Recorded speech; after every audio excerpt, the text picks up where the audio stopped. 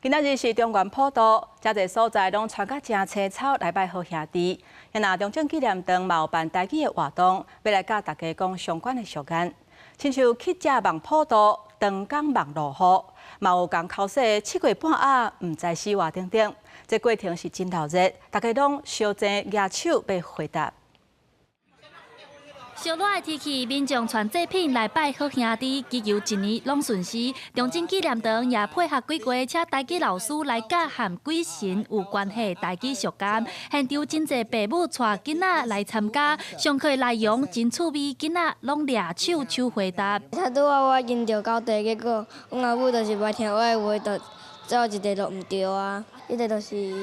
鬼行恶灵。我感觉题目足趣味的，阮平常时嘛是会带囡仔做足侪咱民俗的活动。 老师讲，真侪俗谚拢和普渡有关系，亲像乞食望普渡，长江望落雨，形容短暂的百姓伫咧辛苦的生活中，阁会当找到一寡快乐，也有和祭品有关系，是咧甲人口洗的俗谚，像7月半暗，唔知死活，笑人无规矩的意思，唔知死活，小鬼唔捌见过大猪头，是咧讲人唔捌看过大场面。 这就是咱先民的智慧啊，因为咱平常时啊，就拢甲遮的鬼甲神，其实跟咱生活足密切的，伊就会甲这相关的故事，伊就应用伫咧生活当中，伊就有这种遮的俗谚语出现。中正纪念堂9月份有真侪和台语有关系趣味的活动，亲像听台语歌、食好料，用低压音做歌戏，对古早地图看台北城等等。主办单位希望用趣味的角度，让大人囡仔挖进台语，可会当扣文化部母语家庭的台语点数。记者李阿选、王兴忠台北报道。